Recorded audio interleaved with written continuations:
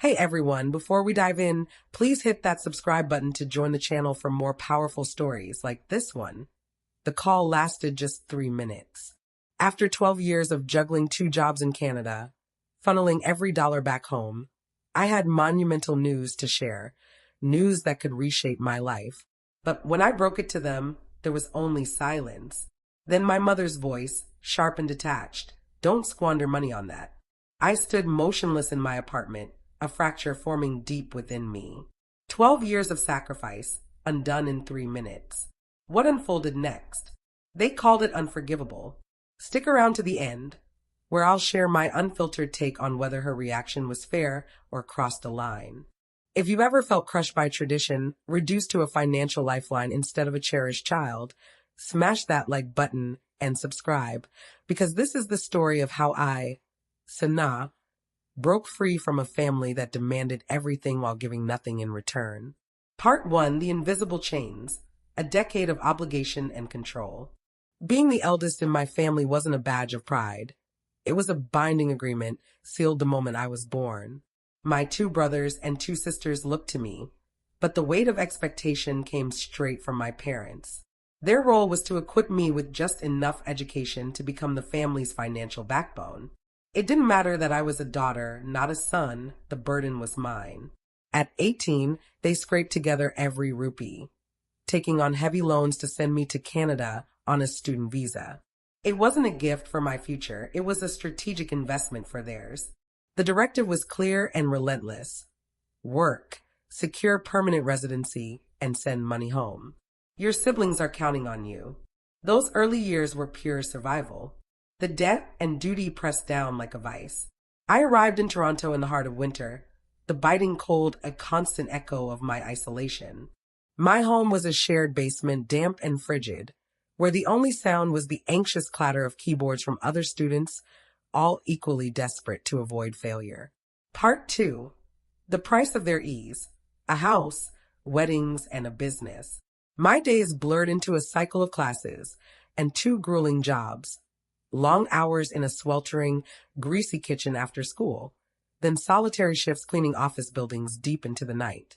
I'd scrub industrial floors at 3 a.m., my body screaming with exhaustion under buzzing fluorescent lights, thinking, this is what buys their comfort.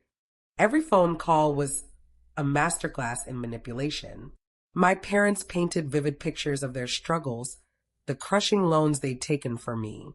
"We did this for you," my father would say, his voice heavy with distortion over the crackling line, amplifying the guilt. "If you falter, we lose everything. The house, our honor, all of it." Their words chained me, stripping away the freedom of my new country. While others explored their youth, traveling, dating, I worked. New clothes? Never. Eating out? Unthinkable. Every Canadian winter bit harder, knowing my discomfort funded my brother's wardrobe and my sister's education. I never missed a money transfer. A chunk of my paycheck flowed home each month without fail.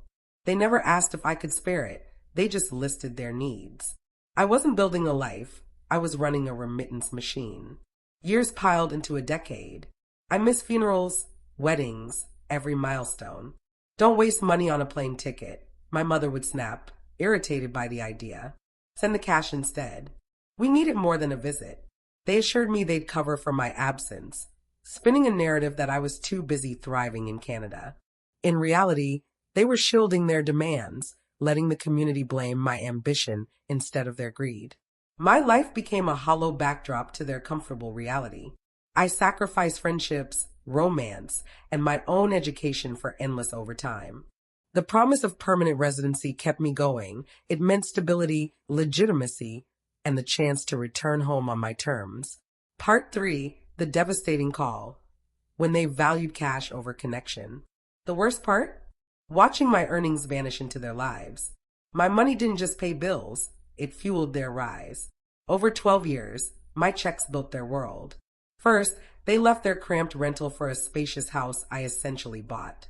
They sent a photo of its grand exterior, my father's caption reading, "Our dreams are complete." Thank you. No invitation, no nod to the years of overtime it cost me. Then my older brother's lavish wedding, fully funded by me. hundreds of guests, gold jewelry, a feast that dwarfed my annual rent. He didn't mention me in his speech. My younger sister's wedding followed, also on my dime. Then the biggest drain, my younger brother's business startup, funded by my savings, my future security. I was their silent, invisible bank, making their dreams real while mine withered.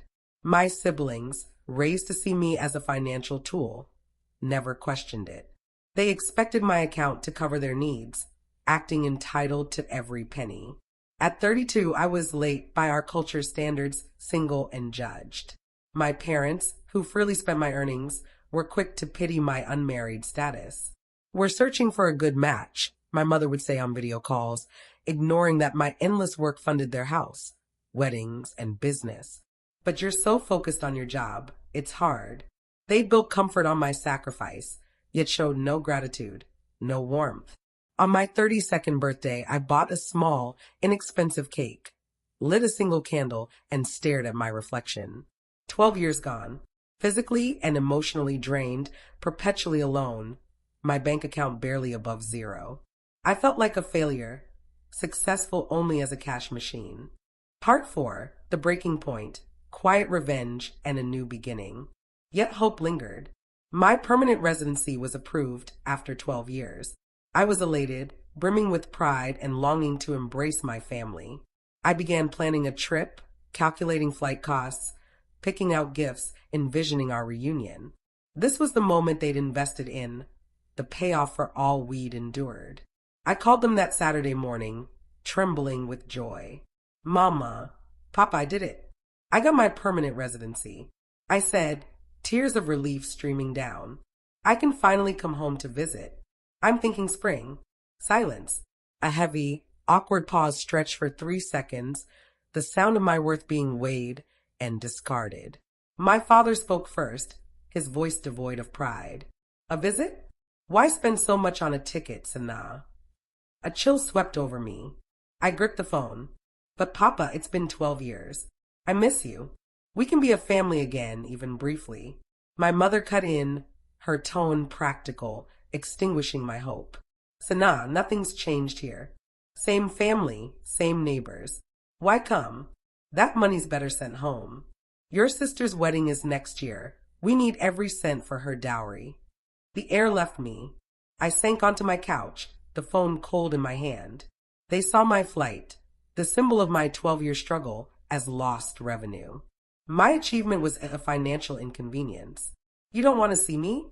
I whispered, betrayal choking my voice. "Of course we care," my mother snapped, irritated by my emotion. "But you're 32. Be practical. That money secures the family. Don't be selfish, Sana. You know your duty." The word selfish struck like a blade. In my small apartment, the weight of 12 years, debt, overtime, lonely birthdays, crushed me until I couldn't breathe. I wasn't a daughter. I was a resource, an ATM they were annoyed to service. I mumbled, "I have to go," hung up, and sobbed until my chest ached. They didn't deserve another cent. Resolution, the clean break, and my verdict. My revenge wasn't loud. It was a slow, deliberate withdrawal. I dismantled the ATM daughter role. I stopped taking overtime shifts, the ones that funded their weddings and business. My focus shifted to my own comfort. I slashed the monthly transfers to a bare minimum, just enough to keep up appearances, but far too little for another lavish wedding. When they demanded answers, I texted a calm, calculated lie. "The loans are paid, my obligations are shifting, and my work hours limit my income. This is the new amount. I can't give more." Their tone changed. Their frantic calls and texts went unanswered as I took my time. Showering, reading, living. After 12 years of jumping at their demands, they waited on me. The money I kept, I spent on myself. I bought a soft, stunning winter coat I'd always wanted, savored a decadent meal alone at a quiet restaurant, and booked a solo trip to the West Coast, my first glimpse of the ocean in a decade. I reconnected with neglected friends. 6 months in, my life blossomed. I started dating, and the kindness of the man I met stood in stark contrast to my family's cold demands. I began building a joyful relationship, free from their financial grip. The final act was a video call. I wanted them to see my new life, to hear the truth. I sat by a window, soft Canadian light on my face, in my serene apartment. My mother launched in, her voice sharp with guilt and anger. Sana, the wedding funds are impossible. Your sister's engagement is next month, and you're wasting money on vacations instead of her dowry. We need more to save our honor. I cut her off, my voice steady. Stop. You save for yourselves. I've paid for your house, 2 weddings, a business. That debt is done. I built a life here because you forced me to. Now I'm building it for me and my partner. Their masks fell. Rage replaced manipulation. They shouted, calling me selfish, ungrateful, a disgrace. They hurled every guilt trip from the past 12 years. You've shamed us by never visiting, my father roared. The neighbors talk. When you return, they'll see you as a spinster, a failure. I let them finish. Then I spoke, closing the door forever. The shaming is over, Papa. You did that by valuing my money over my presence. That's why I'm not coming back. I hung up, blocked them, and deleted the app. The connection was cut, by me with precision. Sana's revenge was a quiet shift to self-priority. She didn't fully sever ties, but demoted her family to a minor role. Her money no longer fueled their dreams. It built her reality, forcing them to face the loss of their ATM while she began to live. So, was Sana justified in her cold detachment? Absolutely. They never saw her as a daughter, only a wallet to drain. Yet I see a nuance. While her parents' exploitation was unforgivable, Sana bears a small share of responsibility. In any dynamic, the giver must set boundaries, as takers never will. She let them define her worth for 12 years, and that level of sacrifice was avoidable.